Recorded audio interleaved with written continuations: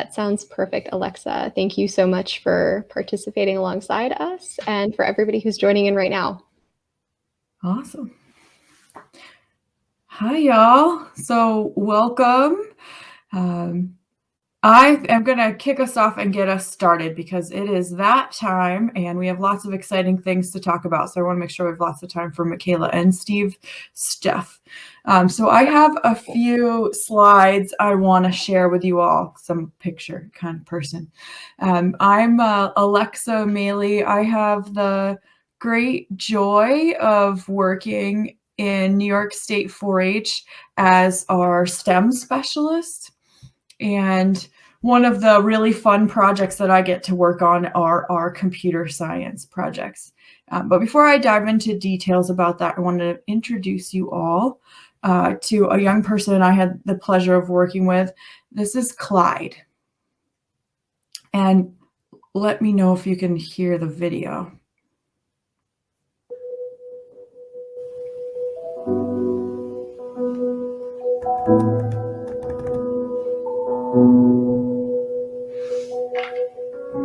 Growing up as a child, I did not have computer access. It was just mainly the computers and the laptops at my school.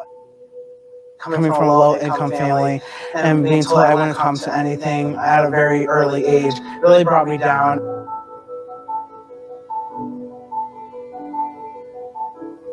So in 4-H, the Tech Wizard Club offered me a way to get my ideas across, and being able to learn how to create slides and importing pictures into a slideshow, that really blew my mind, saying, oh my God, I could take a picture I took from my phone and put it on a computer, and then being able to show anyone I wanted, that really blew my mind. I can't explain it to you. Watching Clyde's passion makes me feel so proud and excited, and knowing that 4-H has made a huge difference in his life brings tears to my eyes when I start talking about all the great things that he's done and the leadership roles he's gotten into. Well, 4-H really showed me what technology can do. We would always have people come in from the community, and they would show us what you can do with a degree in computer science. That really got me thinking, wow, I could be something big someday. Geospatial mapping is the utilization of data to create visually appealing maps. I have used geospatial in my community by showing the drug overdose deaths in the continental United States and an 8-year progression. We also plotted 4 other maps alongside with it that we thought played a role in people's everyday lives, such as the uninsurance rate, the poverty rate, the non-graduating cohort percentage, and the unemployment rates. And so we really wanted to capture how that played a dramatic role in drug overdose deaths. I want people to be able to show other people and just create ways to lower opioid deaths in a given place. Working with Clyde in our office, that being a home for him, he has grown to be comfortable in our office. One of our office staff actually put his name underneath my name on the wall. So it's Clyde Van Dyke's office just as much as it is mine. Being able to help my local 4-H program creating STEM clubs was very powerful for me. Being able to go out to middle schoolers and elementary school kids, being able to show them what they can do and how innovative they can be was so great for me. Seeing Clyde graduate in a few months and receive an associate's degree is making me really proud of him. My dad hadn't graduated high school, and seeing him go past my dad and even making it to his senior year, making me ecstatic for him. And I just not even words that can explain how I feel about this. 4-H really changed my perspective on education and taught me that you can definitely get anywhere in life as long as you have that education, and I'm just a perfect example of that.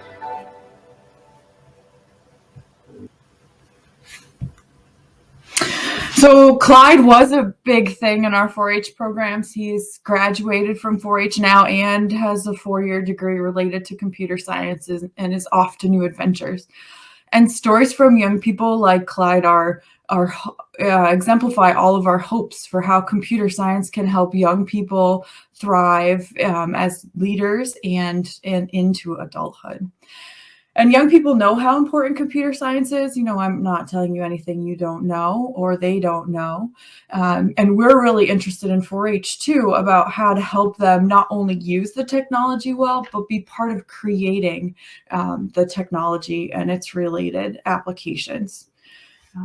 And we know that access to those kind of opportunities wasn't even around the world and around our communities.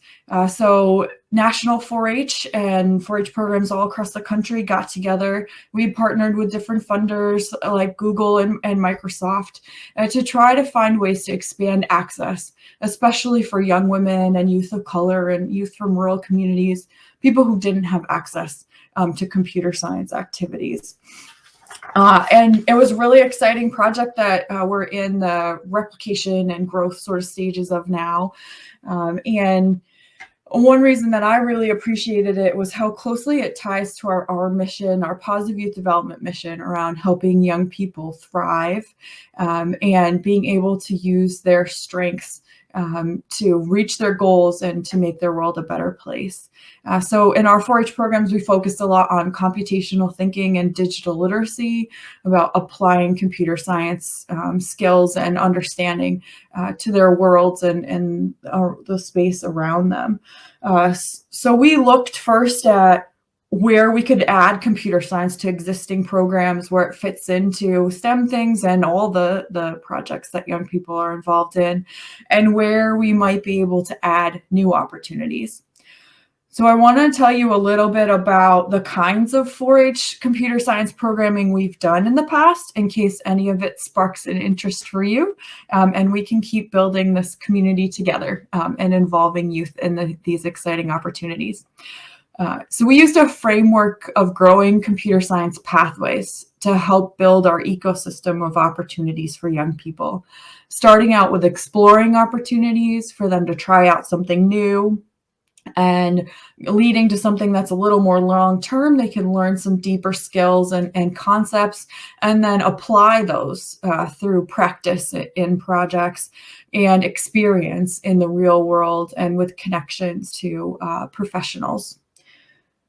So for example, National 4-H Council has been hosting a nationwide celebration of STEM every year with the National 4-H STEM Challenge. And we had a couple of years that were specifically focused on coding and computer science, like Code Your World. And past then, we've embedded computer science in the different topics. So this year's is about oceans, and there's robotics and computer science applications there. And then locally in New York State, we've done things like invite youth to try out virtual reality and see what implications that might have.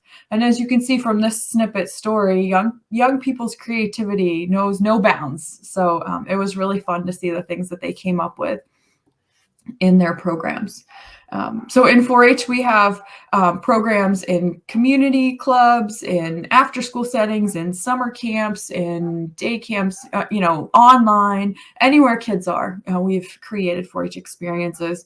And so this is one example of how robotics has been embedded across an after-school program in a whole building, whole system, K through 12, moving young people through opportunities from unplugged to block-based coding to more complex robotics coding, and also building and engineering the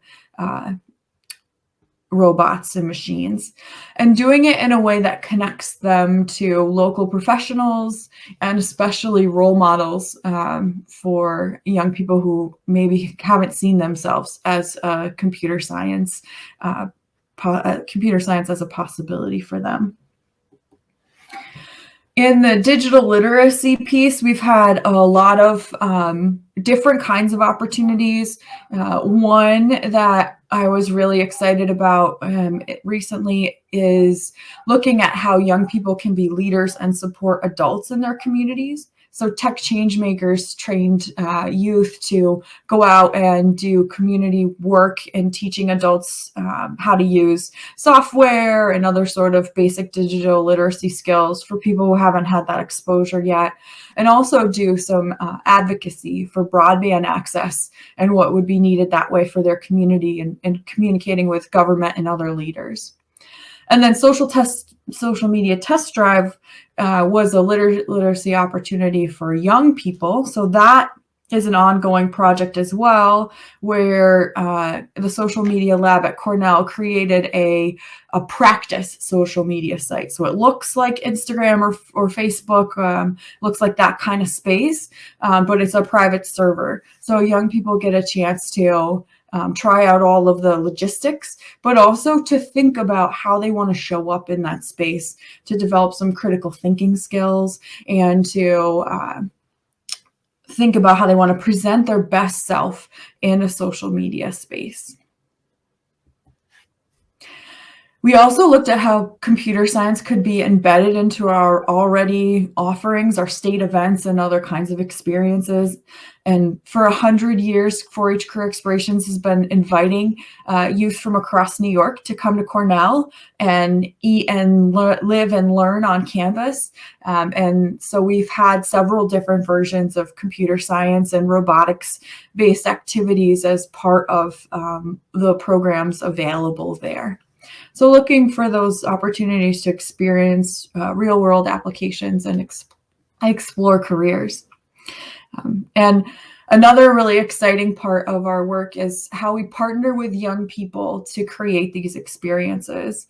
So this is an example of a county program where a youth leader used CS FIRST curriculum to train young in block-based coding and do projects together. So anywhere young people are, we try to find a way to weave in computer science, and we've done it in person, and we've done it from afar through virtual coding clubs and like Finch Robotics and those kinds of things too.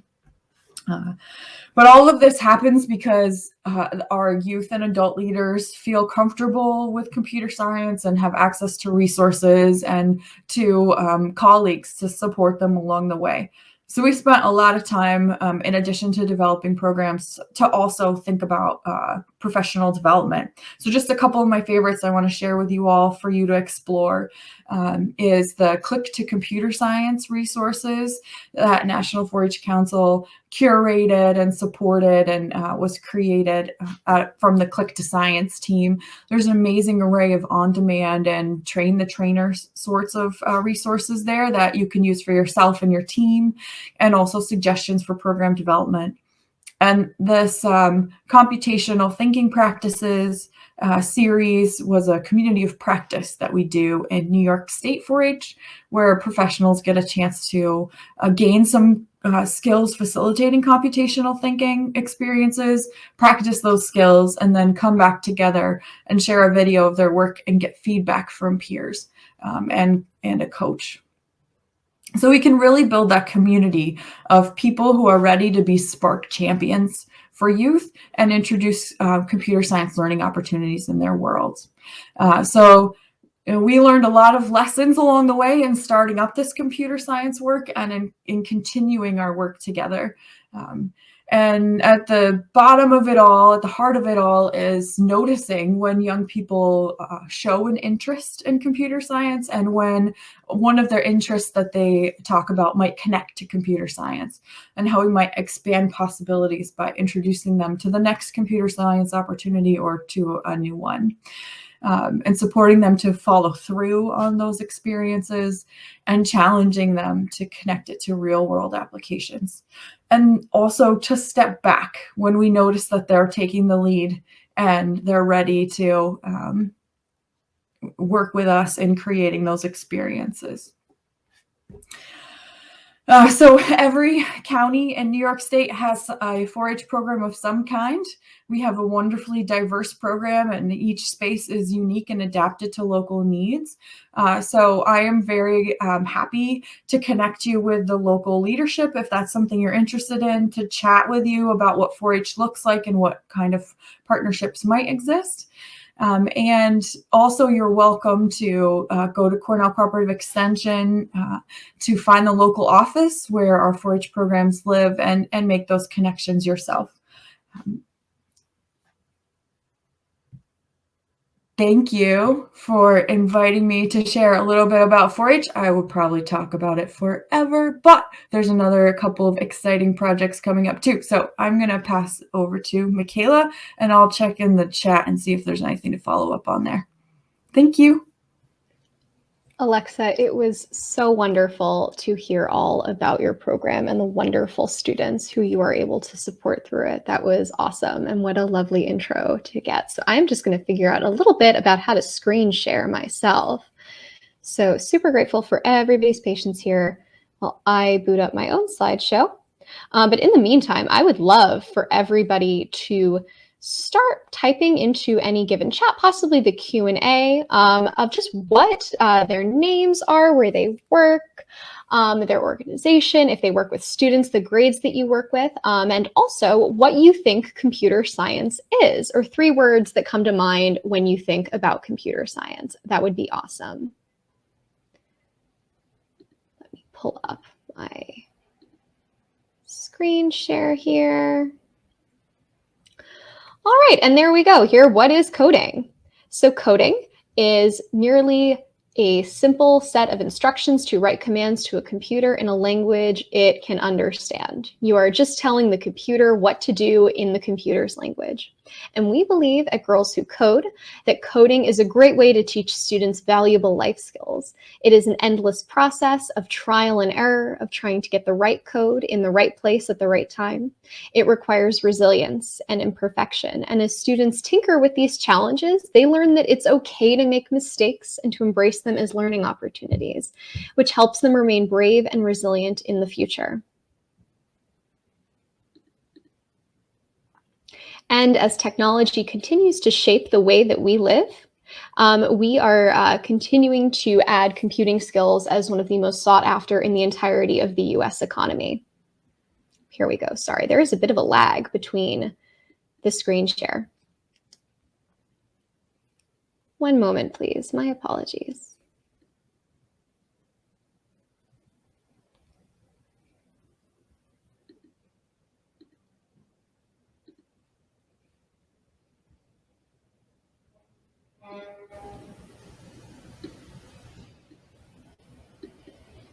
There we are. Alrighty.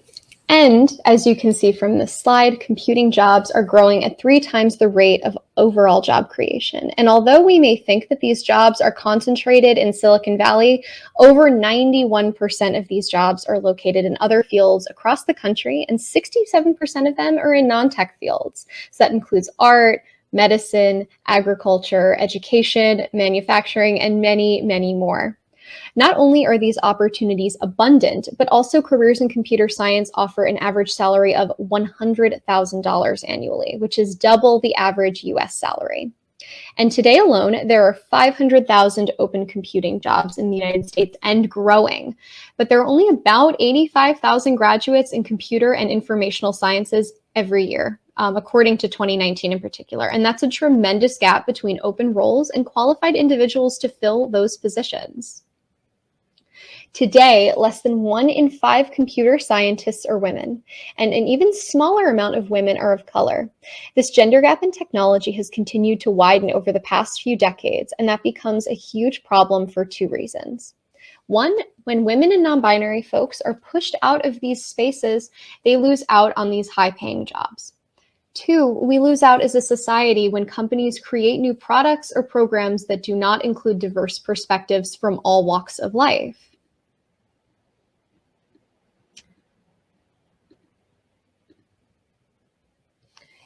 If our young women are given the chance to develop these world-leading computing skills and apply them at US companies, then they will be at the center of our thriving new digital economy.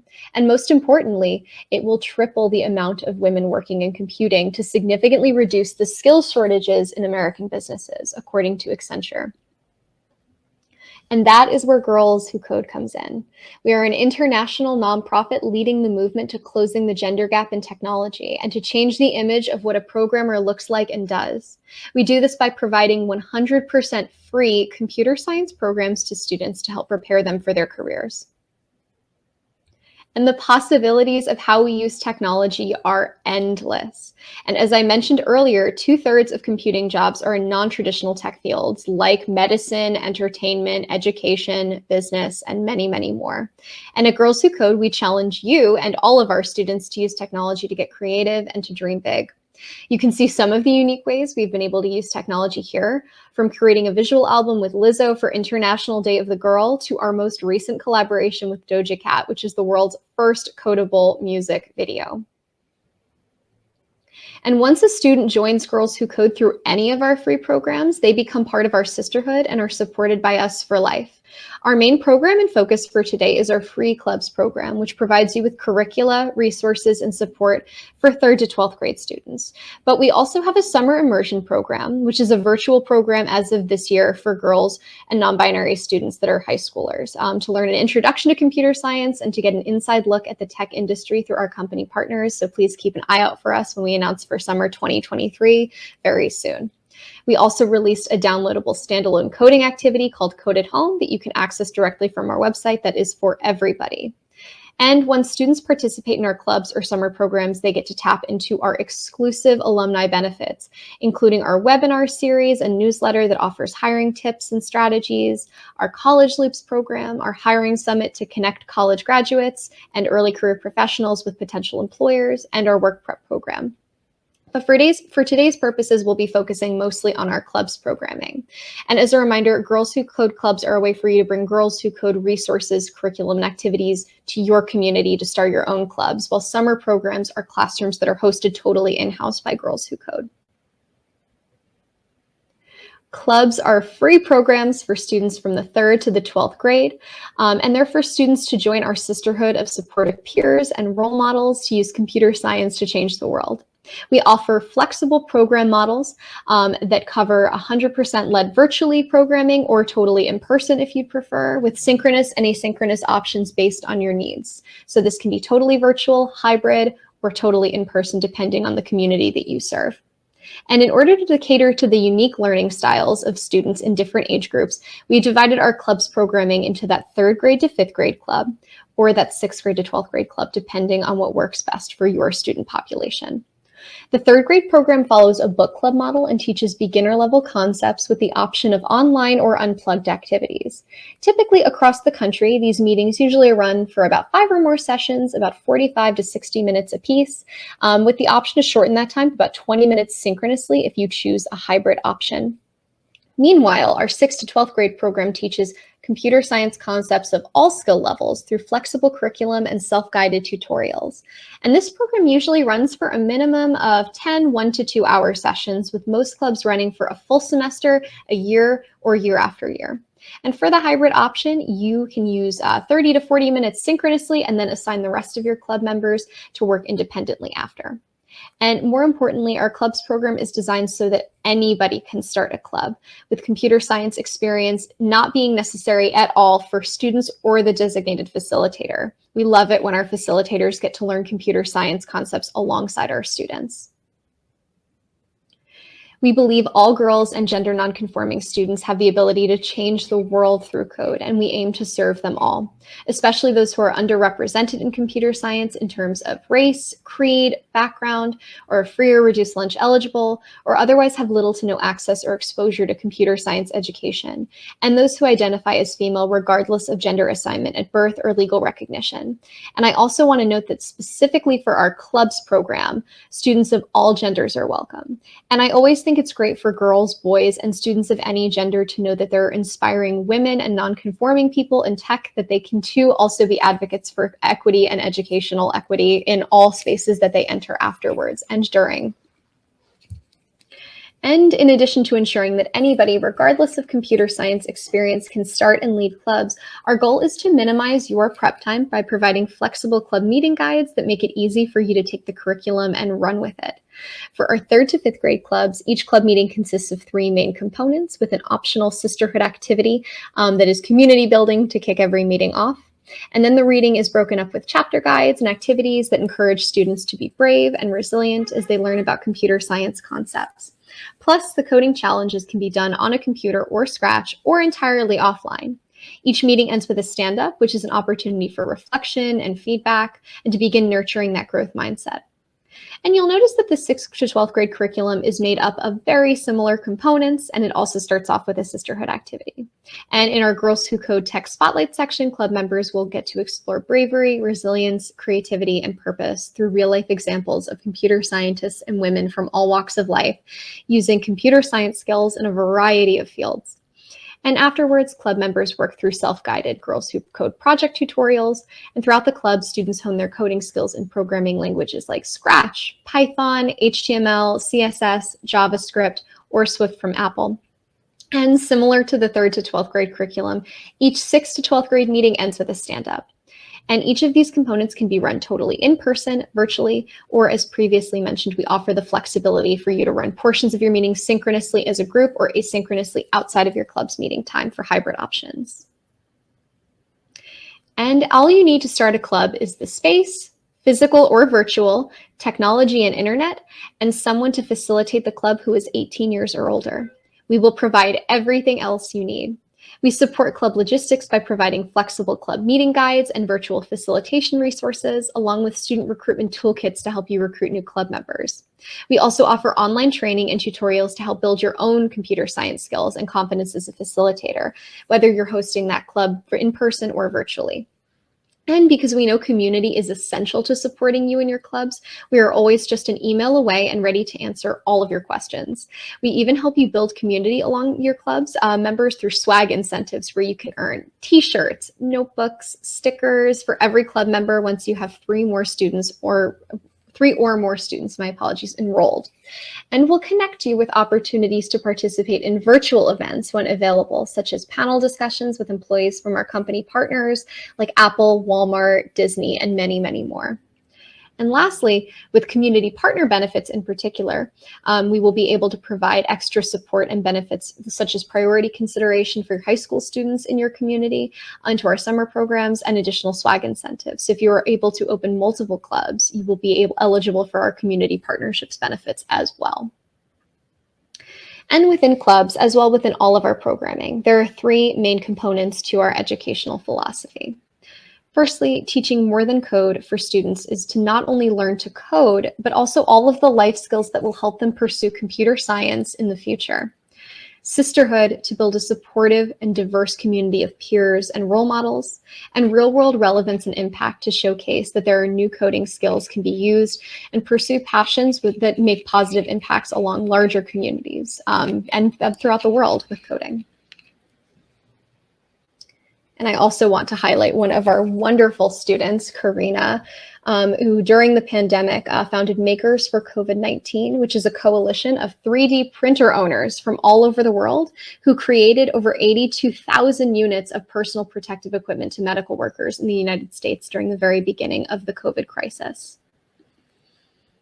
And I hope you leave today's session with a sense of how to address equity and inclusion in your coding programs. And more than that, I hope you're inspired to possibly bring Girls Who Code to your own community as you see fit.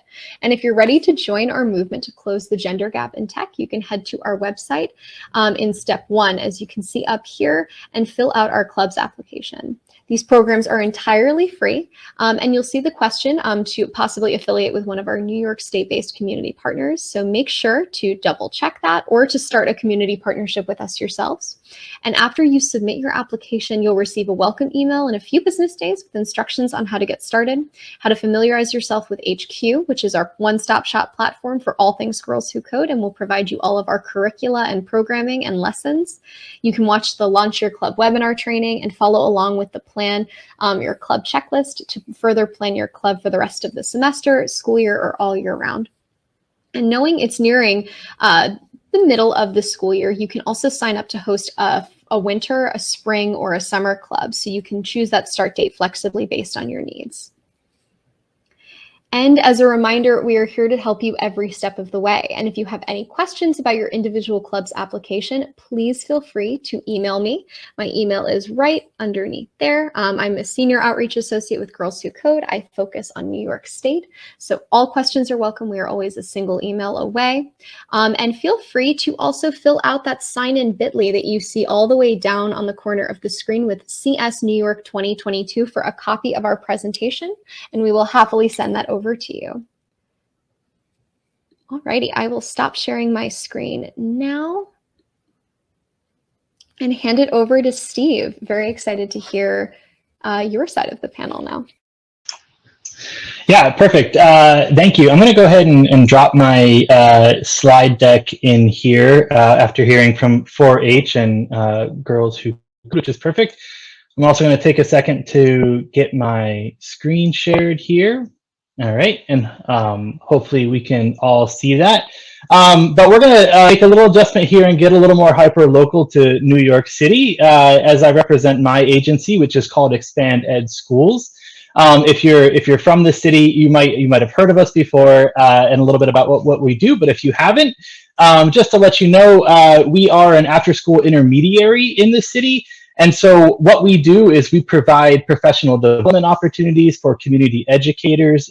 We work with all of our community-based organizations on everything from how to run an after-school program to managing your finances to where to find additional finances.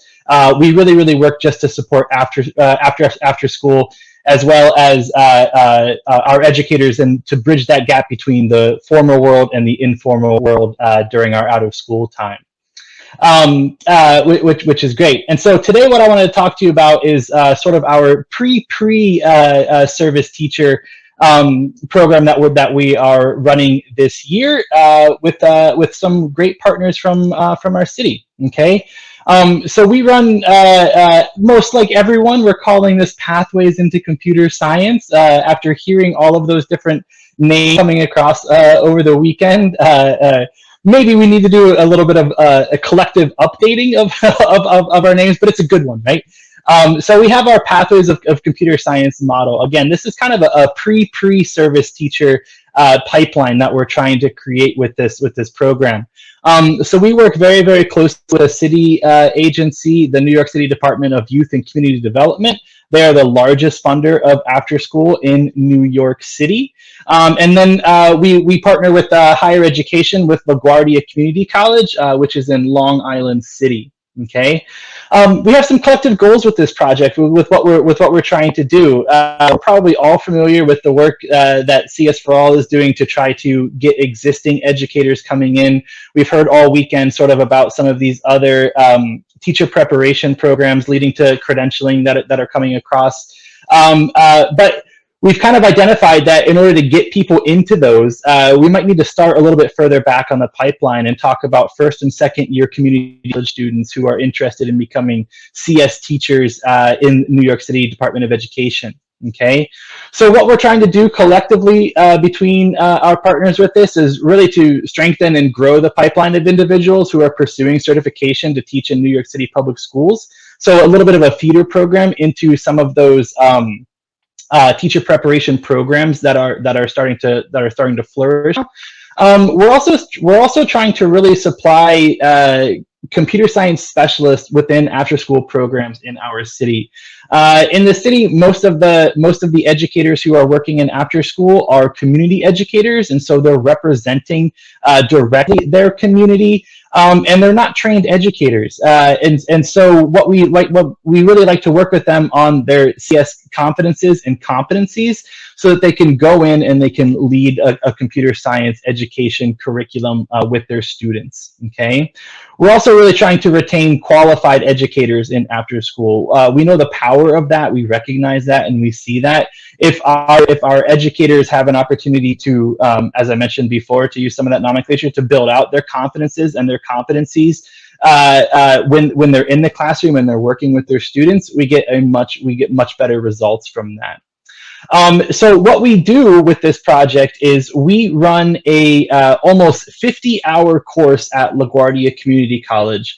Currently, we are a certificate-based program with LaGuardia, but we are working very, very hard at growing this project, and so that we can reach and get into some of the SUNY schools to get out more in the state and provide this with the hopes that all defined education majors have some experience in computer science before they go into that classroom and are going to be working with computer science. And so we want computer science to be embedded as part of those foundational education courses that they're working on.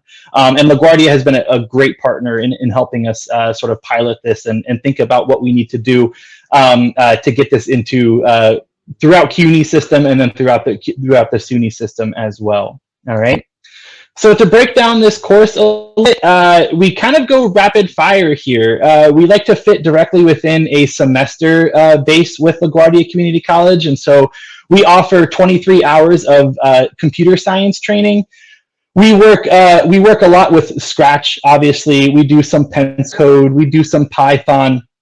But then what we like to do to kind of extend that a little bit and thinking about after school and making after school CS fun and exciting is we really love to dive into some physical computing.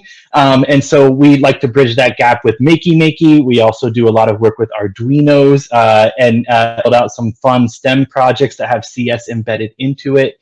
But the focus of this, as with most of these projects, is all around computational thinking and our digital literacy to really understand how to teach with technology and teach with technology safely for our after-school educators.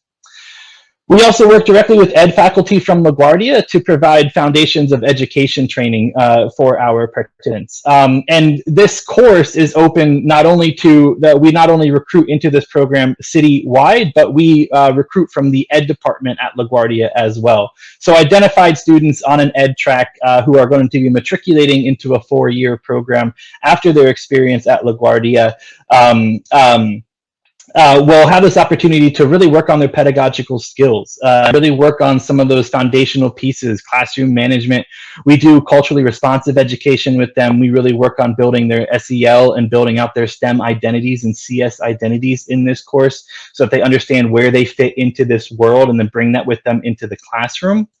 And then we also do around 6 hours of networking, resume writing, interviewing to help our participants know how to talk about a certificate-based experience at LaGuardia.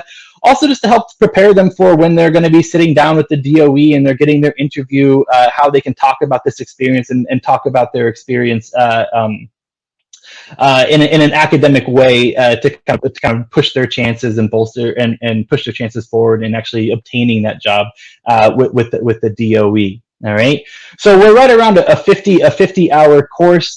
We run the course consecutively weekly over 16 weeks, and so it's a very intensive program that we like to do with our students. But what's great is we do this concurrently with the other piece that I'm going to talk about in just a second is we take all of our individuals and we place them in after-school programs throughout New York City to actually teach computer science and to be able to build out their teaching philosophies, or again, work on those pedagogical skills and so that they become sort of a well-rounded editor.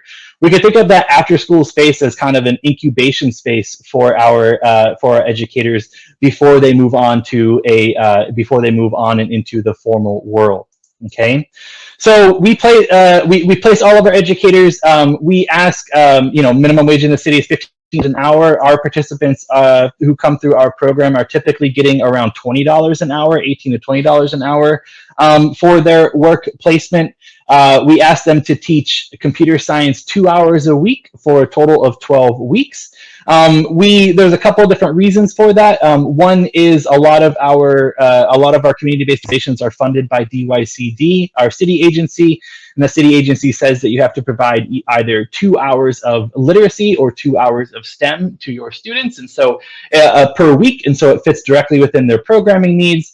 And then we have that nice 12-week curriculum with a really, really beautiful scaffolded pacing guide that we provide all of our students with, so that they can progress really, really nicely from computational thinking to our GUI, our block-based programming, to more of a text-based syntax very, very rapidly through that, to kind of give them that opportunity to explore these different programming languages and explore themselves as they build out their STEM and CS identities. Okay, and then our hope is, again, that our participants, as they either matriculate into a 4-year, or they pursue another opportunity in the tech field, or they go into a different career. Right? These are community college students, and so they're still far enough back that they can kind of make those choices. We like to think that we help them make informed decisions about what they want to do with their future. But we are really, really aiming to create these highly qualified individuals who are incubated in after school and are more prepared to teach in New York City public schools. Okay. Additionally, understanding the after-school model and understanding a little bit of how to make computer science sustainable in after school, so that it's not just a singular experience, but we can continue to push that forward.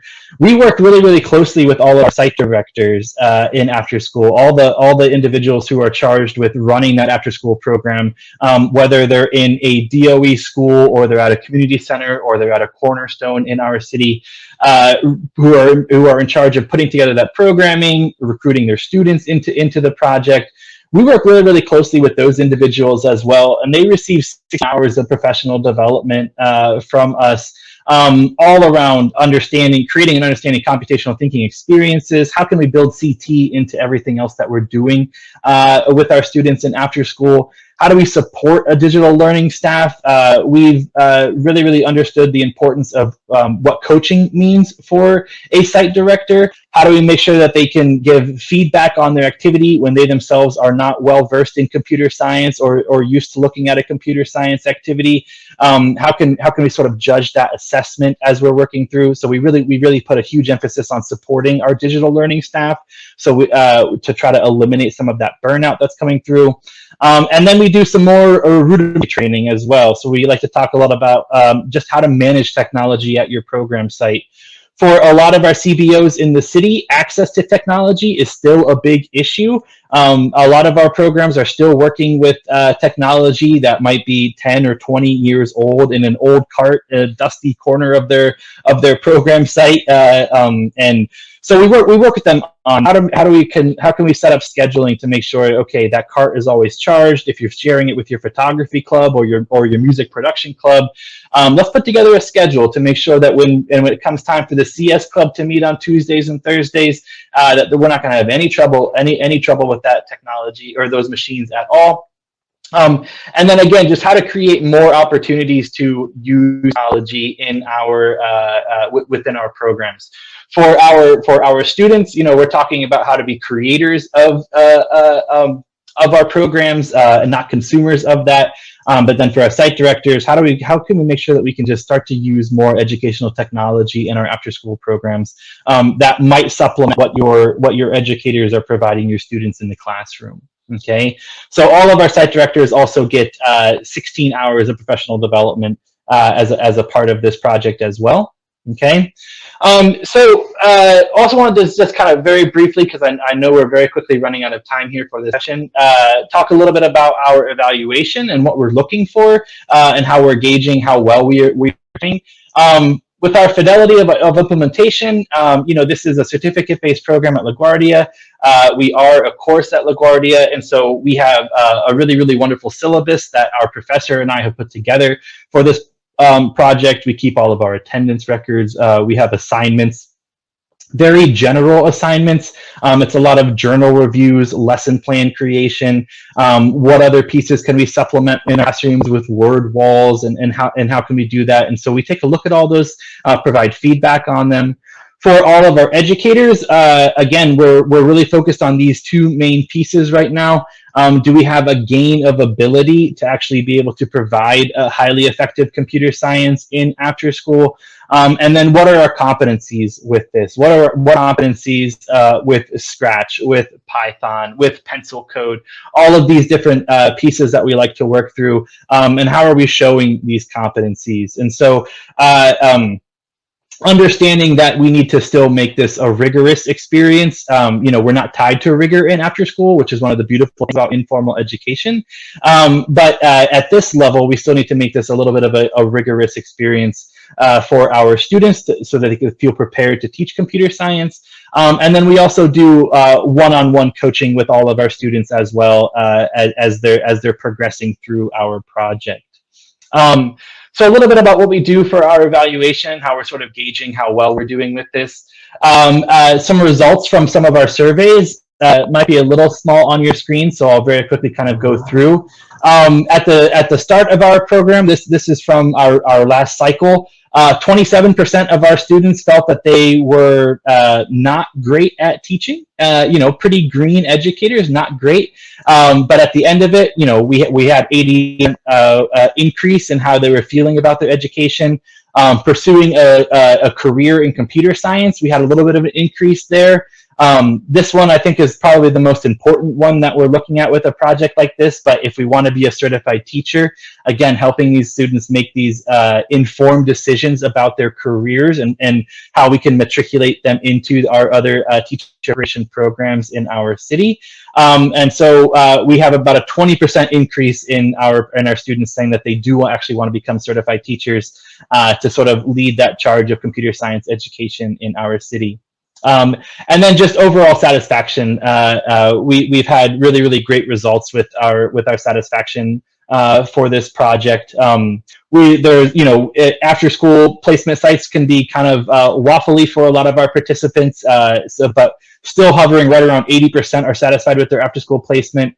Everyone seems to be pretty satisfied with the coursework and the assignments, and then overall program is 100%. So we're very, very proud of that as well. Okay. So I shared the slide deck in the chat, so you have that, but if anyone would love to connect about this project and ways to get involved and help work on this project and grow, here is all of my contact information that is in there. Would definitely love to be able to connect with everyone around that. I'm going to go ahead and stop sharing here. Perfect. And I think there are still a few people left in this room. And so if anyone has any questions for, Michaela, Alexa, or myself, I think we're still around and be happy to answer them. Absolutely. That was wonderful, Steve. Happy to hang out for a little bit and answer any questions anybody has about how we can further support you with the programs that we talked about.